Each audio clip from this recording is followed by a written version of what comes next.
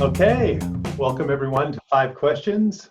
I'm Todd Capps on behalf of the Common Table Foundation, and today our guest is Marilyn Tam. Hi, Marilyn. Hi, Todd. How are you doing? I'm doing very well, thank you. It's very nice to see you. How are you? Wonderful. Good. And we will just get started. What do you stand for? Having, and being in an equitable, fair, and just world where everyone is treated in that way, and also while we're respecting the only home that we have, our planet. That, I think, sums it up. Very succinctly, it does. Thank you. I appreciate that. Question number 2. Tell us a brief story of a turning point in your life, and why was it significant? And this, I'm going to tell you a story about a turning point. And this turning point is really what established my response to the first question. Because being treated fairly and understanding that we are all in this together, so to speak, really is what was my first turning point, and which has driven my whole life since then. And I go back to when I was a child, and second daughter in a very traditional family in Hong Kong, Chinese family. And at 7 years old, I was given away by my parents to my aunt and uncle, not because they couldn't afford to keep me, but because I was a girl and I had 3 younger brothers, and there was already an older sister. So I was, as my mother used to say, worth less than dirt. Oh my gosh. Wow. So obviously this is not building a lot of self-esteem. And also the understanding of fairness, the understanding of justice, because obviously it didn't mean I was worthless, it was just because of my gender. So anyway, I moved to live with my aunt and uncle in the country. And I won't go into the life there, which is very different and very difficult, but still better than living with my parents, because I wasn't told I was worthless.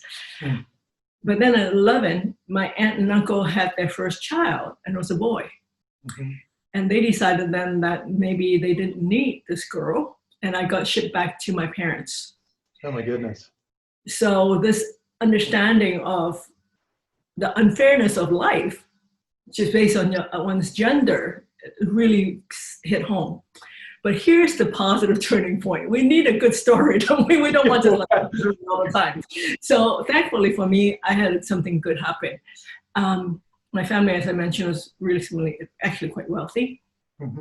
And so they sent me to a private school because, Lord forbid, that we would have a child that was not properly educated if we're going to have this child. So in this private school, I met my friend, Rebecca.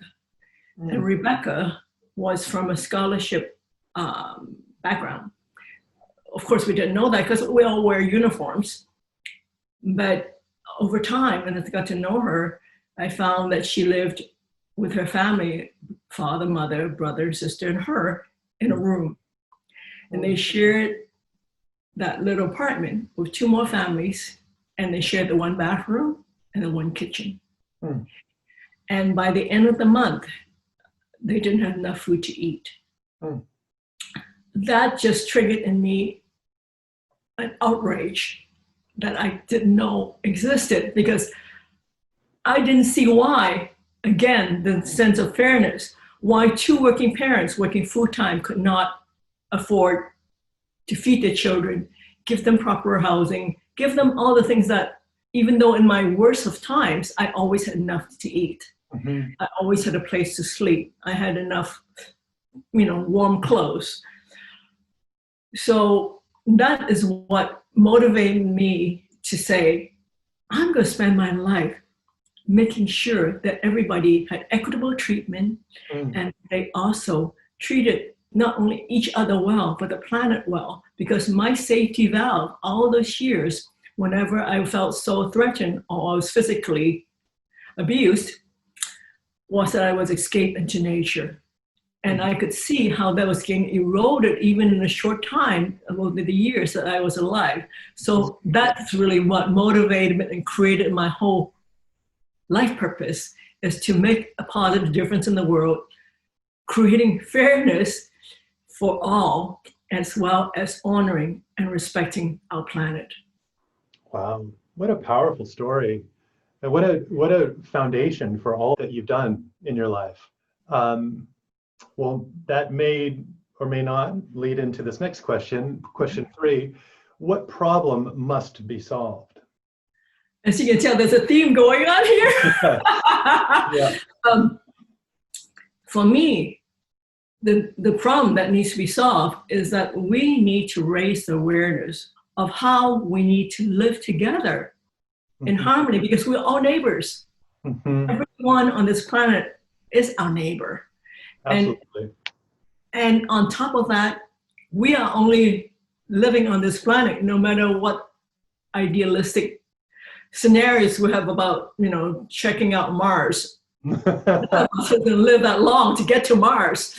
So we have to honor and respect and treat the only place we call home. So that we can not only survive it well, but that hopefully we are going to leave something that's a little bit better for the next generation. Do you think that that's ultimately achievable? I don't want to sound pessimistic, but are you hopeful in that regard? I feel that whether it's achievable or not, I like to know that I did my best. Because we can say, this is not possible.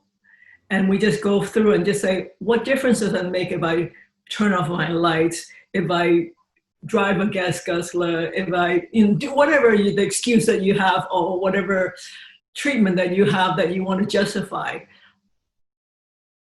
We can only do what we can do ourselves and our sphere of influence. And each one has a different sphere of influence. So we need to speak up. We have the responsibility to speak up, because we're ultimately responsible for that person in the mirror. And I like to be able to look at my reflection and feel like, okay, I don't have anything that I'm going to feel bad about when it's my time to check out of this planet. And so it becomes part of your consciousness. It's not something that you add on. It's just what is to be done. And what else do we have other than to start with ourselves individually? Absolutely, because we can't leave ourselves. I mean, in this period of isolation we're in because of the lockdown, we have to live with ourselves more than ever before. And so wouldn't you like to live with somebody you like? Very well put. Yeah, I'll have to think about that one. And moving along, question number 4. Tell us about a key mentor in your life, and how was this person important? And this is so, I'm going to cite a person that has been very important in my life. And he came around actually later in my life. I've only known him for about 20 something years, well, less than that, because he passed away. And somebody you probably know too, Robert Mueller. He was a former Assistant Secretary General for the United Nations. And he is the most positive person that I've ever met. And you were talking about, whether something is doable. And in the UN, you see problems all over the world. That's basically the only thing you see is more problems. Yet he came away from 60 years of the United Nations completely optimistic about the world. And he always sees the positive. And he was the one who, when I told him that I was going to go to Bhutan in 2004, he said, well, you must meet the king. And I said, no problem, I'll just go right up. I was just going on a personal trip. Sure. But his whole story behind that was that Bhutan, being one of the happiest places on earth, needs to submit to the United Nations initiative to declare International Day of Happiness so that the whole world can recognize that being happy is what's transformative. And in 2011, United Nations had the first resolution on happiness. And 2013, United Nations declared March 20th of each year as the International Day of Happiness. Unfortunately, he died 3 years before that, so he didn't get to see either the first resolution or the International Day of Happiness. But my trip to Bhutan, I met with the Minister of Home and Culture, who became the Prime Minister, the first Prime Minister, and it was his leadership that started the whole ball rolling. So never make a joke about somebody's optimism, because when he told me that I was going to meet the king, I had no idea why that happened. And for me, flying into Bhutan on that small plane, I sat with the minister, and the whole thing started from there. I didn't even get into Bhutan before the whole ball started rolling. And that's because I listened to him and I prepared materials before I got on that plane. And so I said, let me get this brochure out, let me share with you.